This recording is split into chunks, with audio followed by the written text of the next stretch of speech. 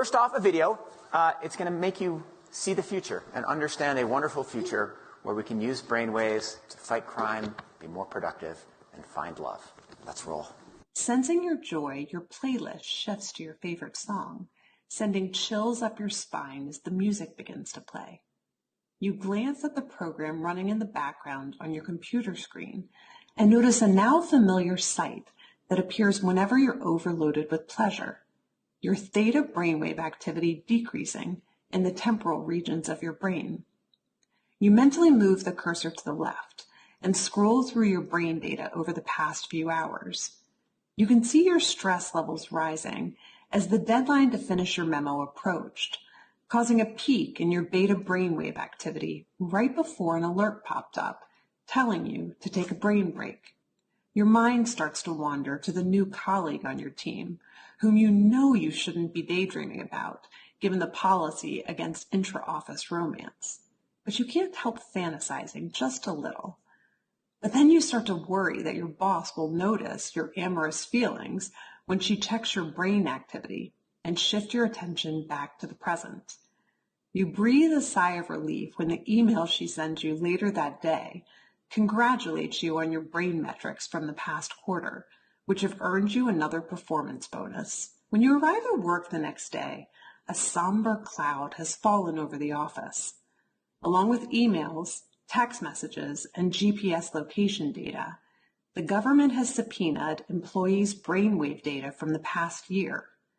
They have compelling evidence that one of your coworkers has committed massive wire fraud. Now, they're looking for his co-conspirators. You discover they are looking for synchronized brain activity between your coworker and the people he has been working with.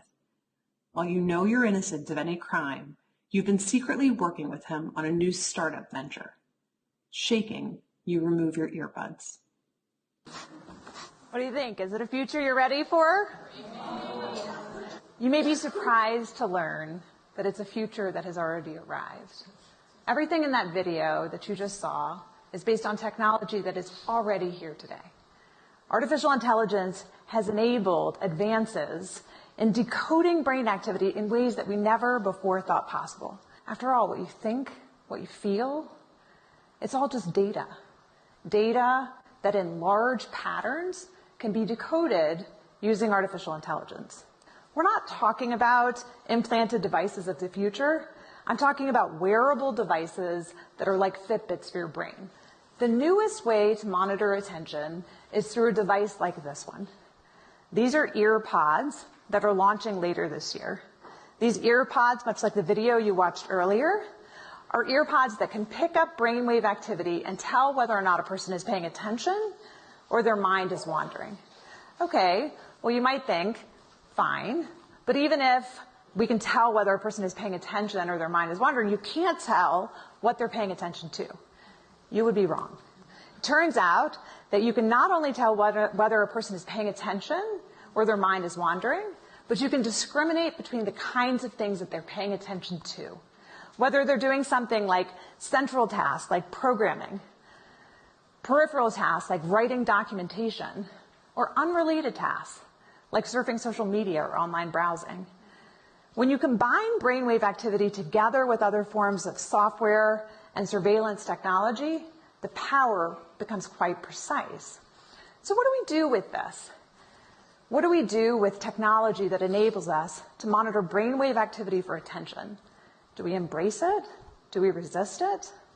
I believe that there is a pathway forward with such technology. We might soon even use the technology to help people wake back up.